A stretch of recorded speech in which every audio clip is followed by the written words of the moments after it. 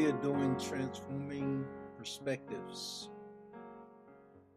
You just listened to Sister Mickey, as we called her, and the song is entitled Here I Am, Lord. It was a song that we did, as we say, that was written after I had received it in a dream. I sung it to my son, Dennis Waters III, Dennis Waters Jr., and then he sung it to Sister Mickey, and Sister Mickey then played it on the piano. And then Dennis Waters Jr. took it to Nashville, Tennessee, I believe, and he cut his album there. It was one of two songs that was sung to me. The other one was entitled Concentrated Love. And Sister Mickey played that out for us. It was part of our creative process as Spirit shared with us these wonderful songs, these wonderful messages. Very powerful.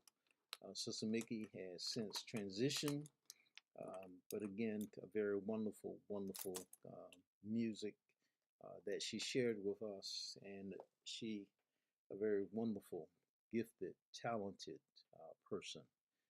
We were just simply blessed by her person, by her music, and really everything. Just blessed by her in just marvelous ways. Just blessed. We are thankful for Spirit sharing her in this dimension with us.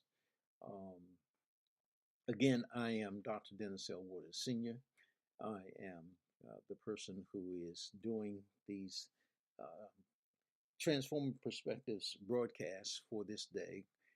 For whatever the reason, I woke up this morning with the idea that I would come and make these presentations, and then they have been reinforced within me by this day. Part of the reason is because I'm doing a class. One of the classes that I'm doing is with two individuals. They are in the Black Business School that is led by Dr. Boris Watkins.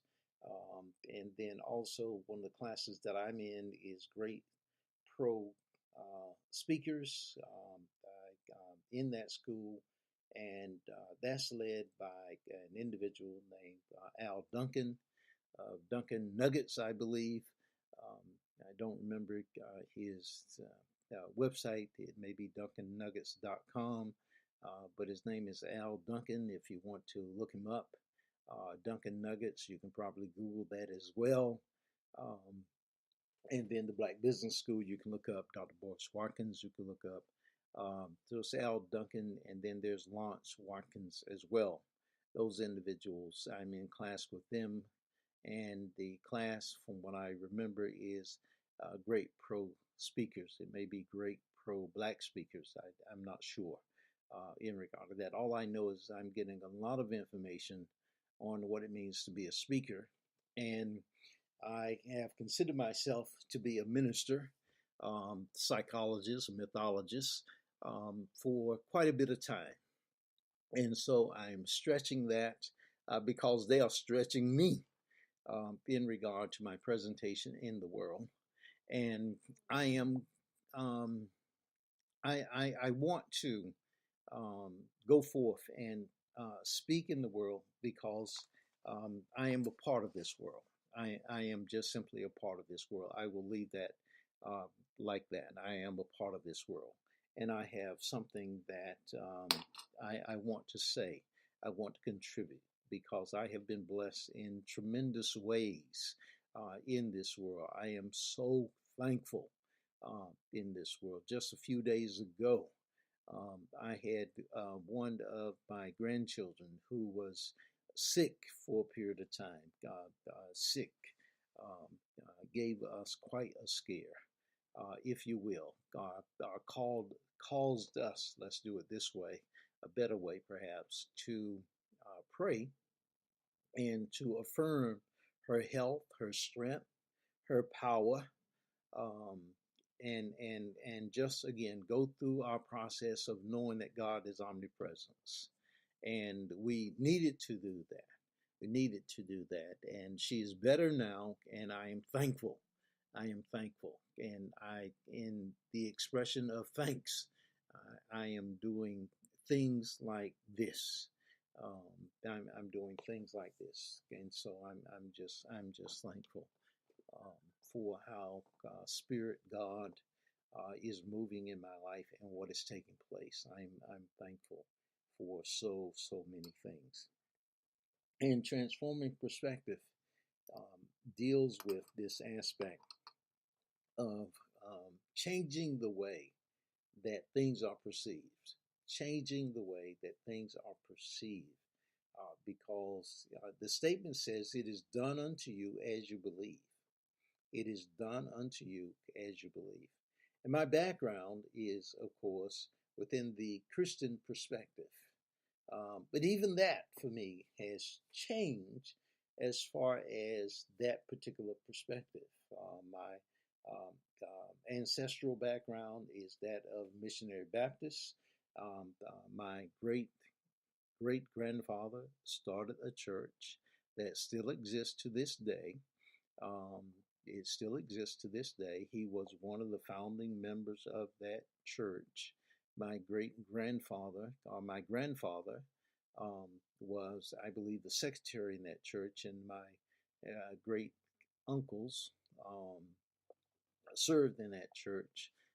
All of those individuals, revered and honored and honorable individuals that I respect highly.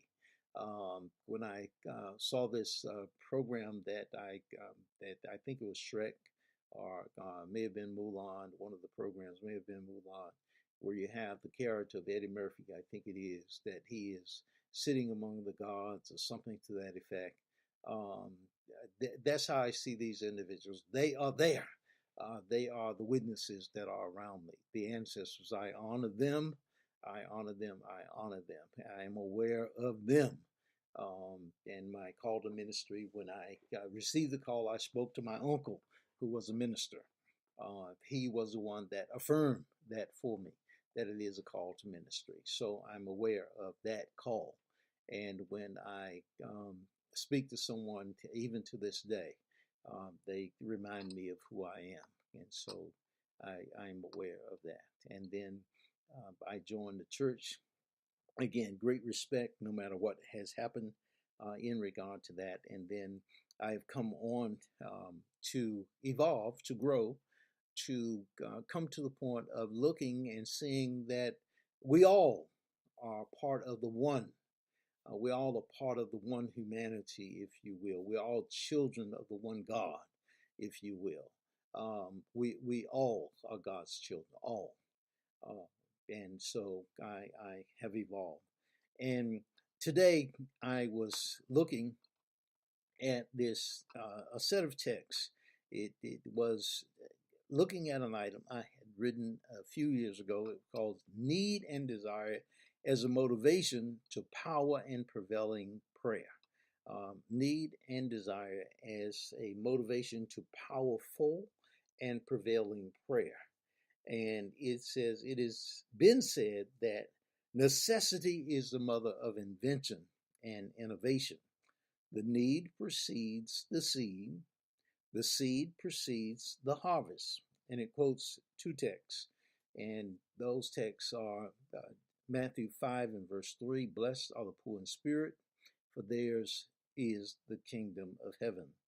And also Matthew 5 and verse 6, "Blessed are those who hunger and thirst for righteousness, for they shall be filled."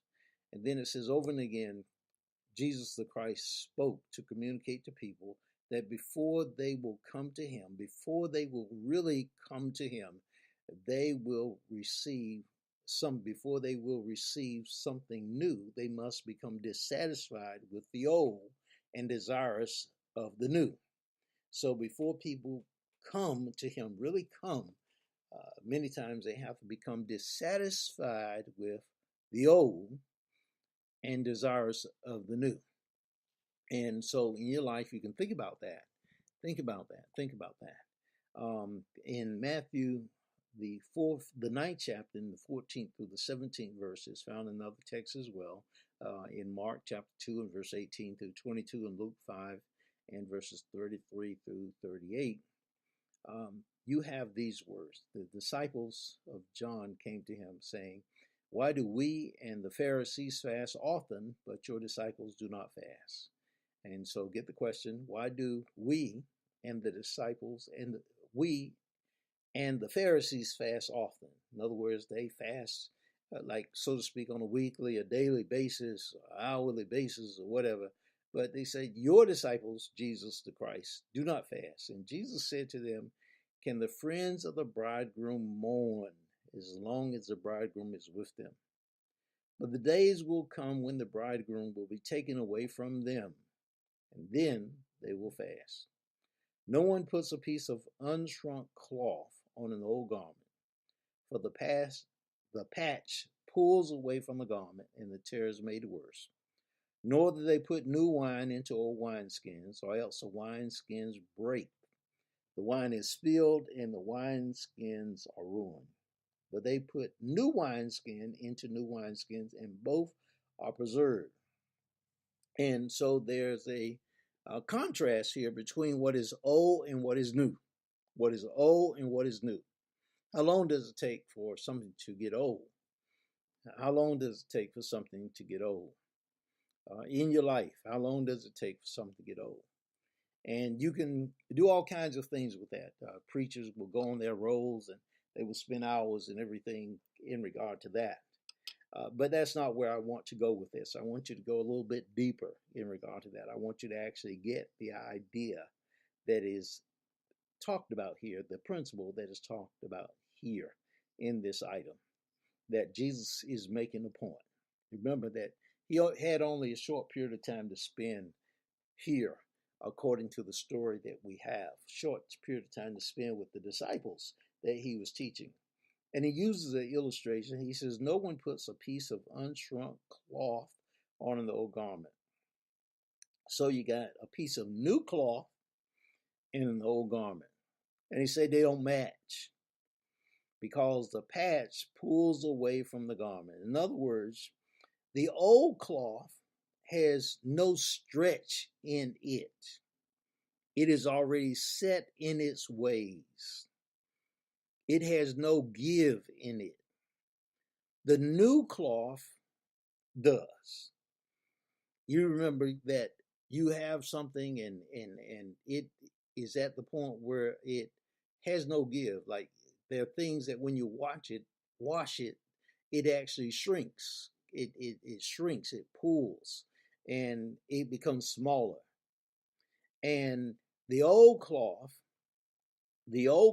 has no stretch in it. In other words, you put something new, and that new is going to become smaller. But if you had an exact match, the new is going to become smaller, but the old cannot grow to where it is actually able to accommodate that which is new. So there's still going to be like a little rip that remains in that space, a rip that's going to be there. So the patch is going to look like it doesn't feel that hole that you were trying to actually patch up. And the same thing in regard to the wine. You put new wine that's not settled, and that wine, the fermentation is going to be continuing to some degree. And you put it in old wine skins, and the wine skins are going to break. And the wine is going to be spilled, and then all of it is going to be lost. And so he is saying that don't do that. And he's not really talking about cloth, and he's not really talking about wine, skin, and wine. He's talking about minds. M-I-N-D. Minds. Remember? Transforming perspectives. The way the mind perceives. Neuro-linguistic programming. The way the mind perceives. As you believe, it is done unto you. As a man thinketh in his heart, so it is. As a person thinks in their heart. So it's the way a person continuously over and over again processes information, what they believe to be true, what they are continuously repeating out of their minds, out of their mouths, in their feelings, over and over and over again. And when I thought about this morning, I remember that there was this experience when Galileo said that the sun was the center of the universe. It was a solar-centered universe. Solar-centered universe. And at the time that Galileo said that, people had previously believed that the earth was the center of the universe. And I wanted to make sure that I had that right. And so in this day where you have the internet and you can go online and look all of this stuff up, I want to make sure that I got that correct. And so I went online and I looked it up, because the statement is that there was about 400 years between the time when the Galileo made this statement and the time when the Catholic Church received this statement, because Galileo was arrested and threatened with death if he continued to make this statement. Get the Bible statement now. It says that you cannot put what's new into something that's old. And so it takes time for individuals to actually come around when science discovers something, when something new shows up. Those who are already set, when it takes a whole group of individuals to come to the point that they finally say that this is right. And you can take things contemporary today. People are going through all kinds. Some churches are discussing, like for the past 50 years, they're trying to figure out, should women be able to preach and be ordained and teach and all this other kind of stuff. They're going through a whole lot of stuff in regard to that. There could be a woman that has influenced the major movements of that particular church for years, from its very founding, but they're trying to decide whether or not women should be able to be in their pulpits, ordained. Might not make sense, because they're trying to do it from the standpoint of this is not written down somewhere in some kind of theological book or whatever. But the principle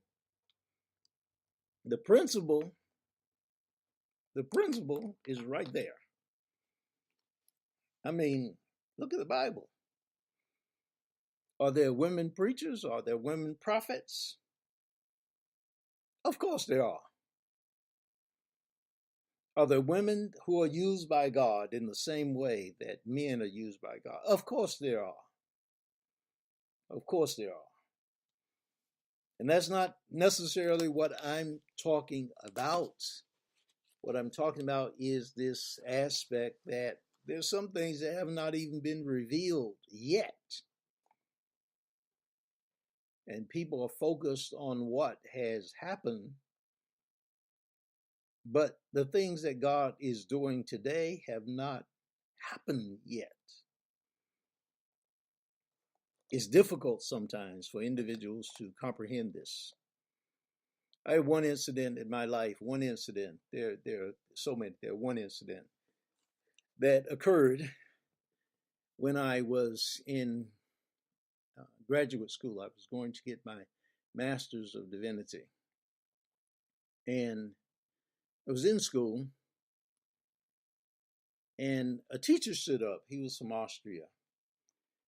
And this was the year 85, 86. This teacher stood up in the school I was in. There was about 150 individuals in that class. It was a seminary class.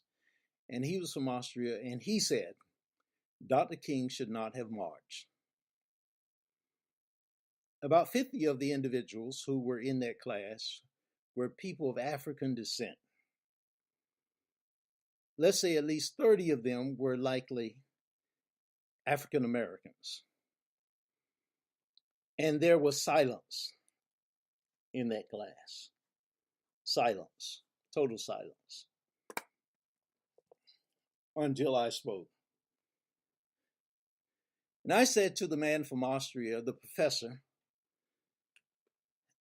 why? What should he have done? What should he have done? And the professor said, we don't want to discuss that now. And again, I said, why? And then he basically said, well, it's not the time. I'm thinking, well, why did you say that? Wait a minute, we're intelligent. What are you doing? It's our second year. And I finally said to him, I said, look, I had served for ministry in the field, as they say, for 2 years.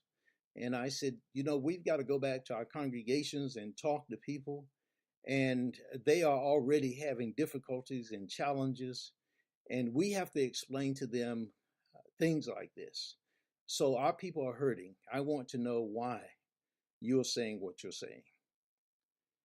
And he still would not explain. And then he said, let's put it to a vote. Remember, there are 150 individuals there who are studying for the ministry. And he said, let's put it to a vote. 100 of those individuals are not black.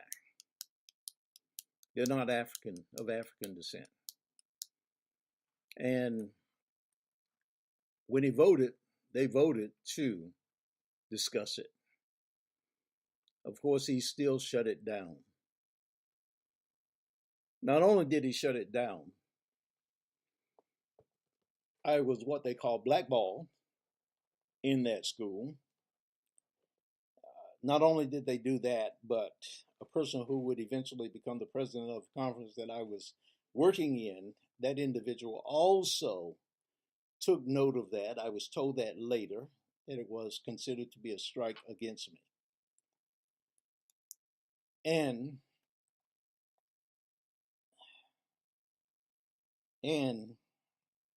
when I went to class later that week, one of the teachers actually used the Bible, if you will, to actually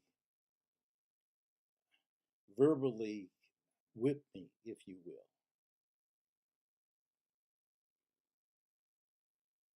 And we were talking about community involvement of Dr. King. Not only did that happen, when I went to my first assignment, I became again involved in the community. And that also was something that was held against me because there were individuals within the community that I was involved with, and there were people within the church that I was in that considered that to be wrong.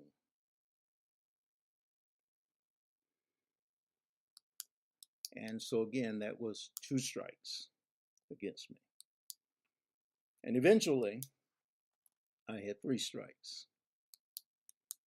And that's how I was moved from that particular church. And what's more interesting is that years later, there were a few things that happened. In that same school that I was in, that this thing had occurred, years later, there were a group of young people who were in that school who had a protest.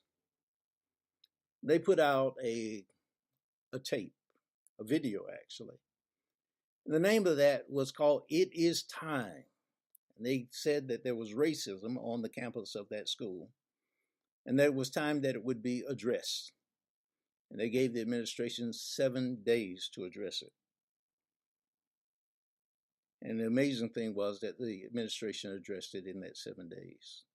It was totally different from what happened when I was there.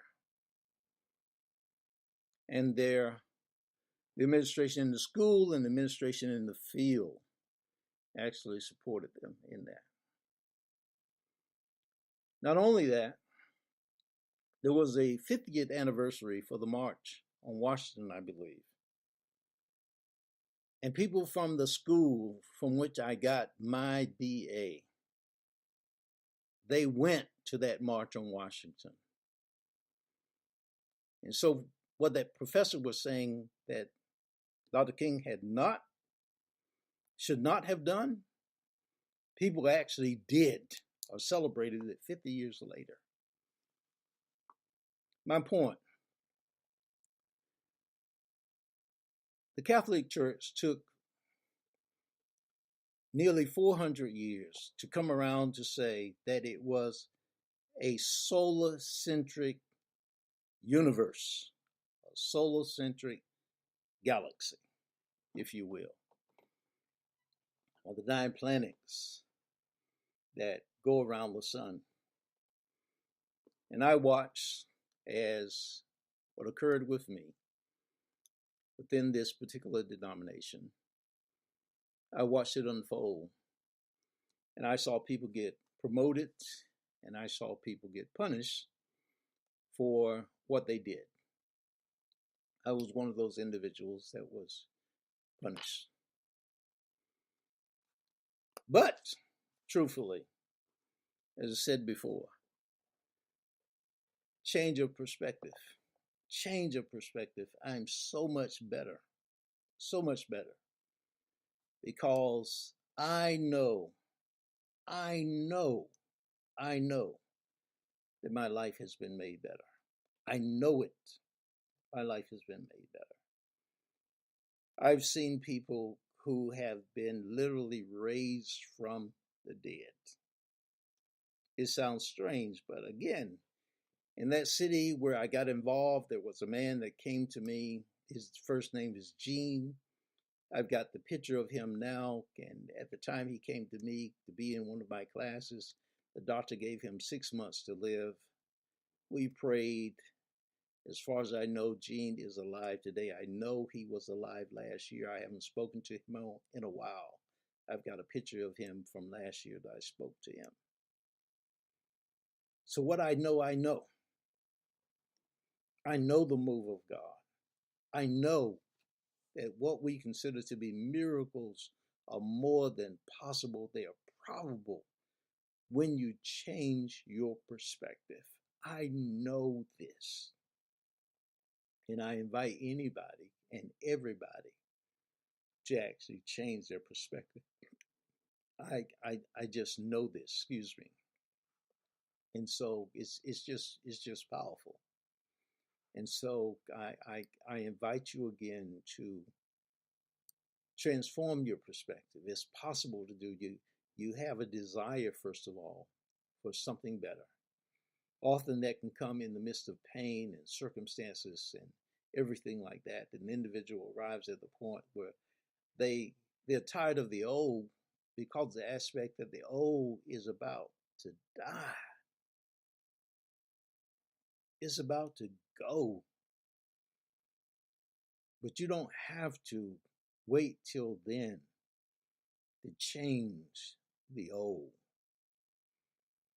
You can arrive at the point where you see a new vision for your life and you just want something that's better than what you have. That's better than what you have.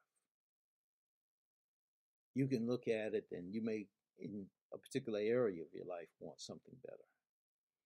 It can be in regard to your health. It can be in regard to your wealth. It can be in regard to the place where you stay. It could be your house, your car. It could be a particular area. It could be your relationships. It could be any place in your life. Or it could be that you want just in general a better community, better in regard to what's taking place in your country, in the world. You can just go through a process. We invite people, again, to take a class, read a book.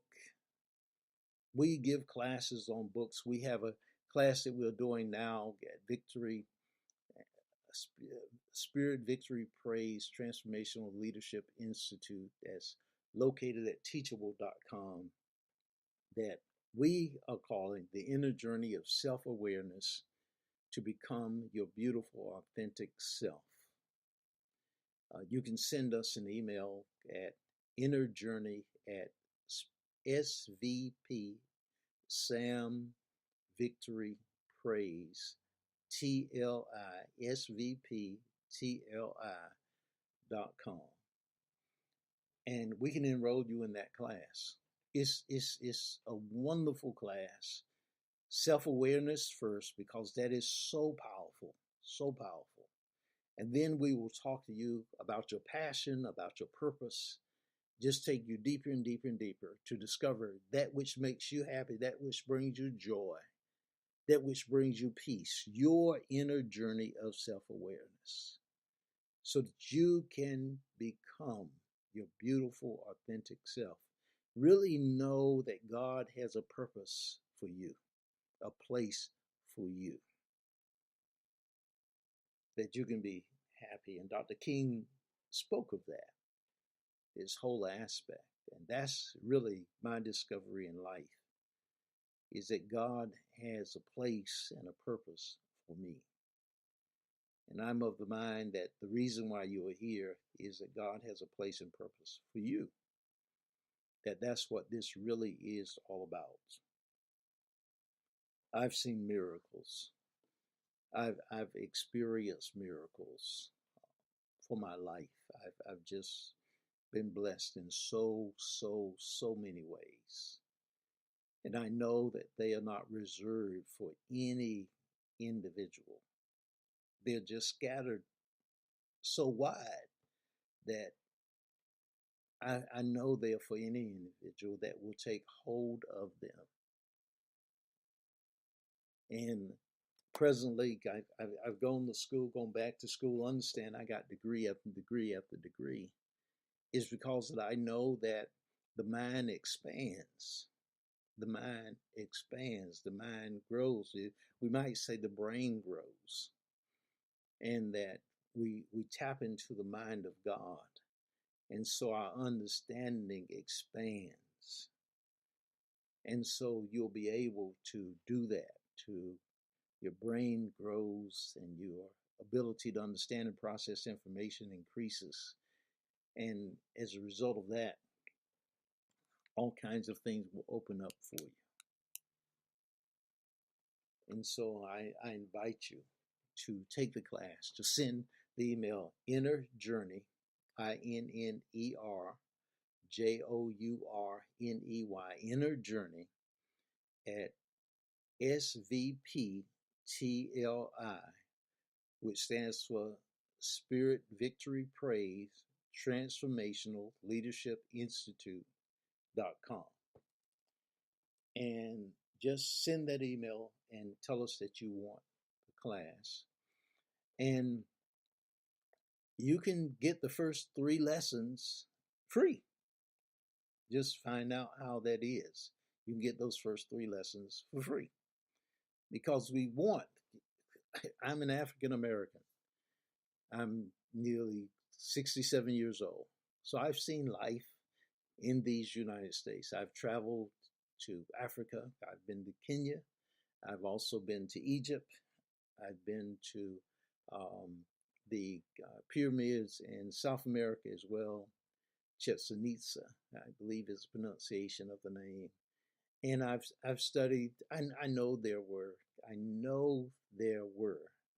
civilizations here in this country prior to the arrival of Columbus or whoever it is that was said to have discovered whatever that means to anybody. I know the grandeur of this world, and I know that all things are possible. I know it's possible for you. And so I invite all of us to grow so we know who it is that God has made us to be, who it is that Spirit has made us to be. And we've got people in the class. I've been hesitant to step into this space, and the call just seems to be just too strong, too strong. As I said, I respect Dr. Watkins, Dr. Boris Watkins, for what he's doing in regard to financial literacy. I respect what they're doing with the Black Experts Empire and the Black Business School. There are so many individuals that I've been blessed by. I respect individuals who are doing things today. I was attending what is called the Agape International Spiritual Center, and was introduced via The Secret to Dr. Michael Bernard Beckwith, whom I consider a friend of mine, and his constant positive approach to what is going on in this world. Constant positive approach. The way that he looks at the individual, for one thing, and is always speaking from the standpoint of the individual as having the power to rise above, to transcend, to spiral above whatever is happening. It does not matter. When I met him, I had developed I had developed my 8As, and I had 4 items, and one of those items said, feel no shame, blame no one, forgive everybody. Those 3 items, and then join our form of beloved community. And those items are so powerful even to this day. It was talking about abuse, because my book had dealt with the aspect of abuse. And so I still live by those things today. So I don't blame anybody for what has happened. I see the move of God in what happened to me, even at school. Even at school, is a move of God. And my intent is to embrace that. That move, that item sent me on the track that eventually led me to Howard University to be a graduate assistant of Dr. Kane Hope Felder. It has led me to now Walden University, where I'm studying industrial organizational psychology, so that I can just look at this stuff and really look at life, see life totally different. Again, transformative perspectives, and looking at the various theories and able to talk about them in so many different ways. In other words, to talk on so many different channels. And so I invite you to, again, do the same thing. God bless you. We'll talk with you a little bit more a little later. For now, take care. Here's Sister Mickey again. A very wonderful, wonderful, wonderful individual. Blessings.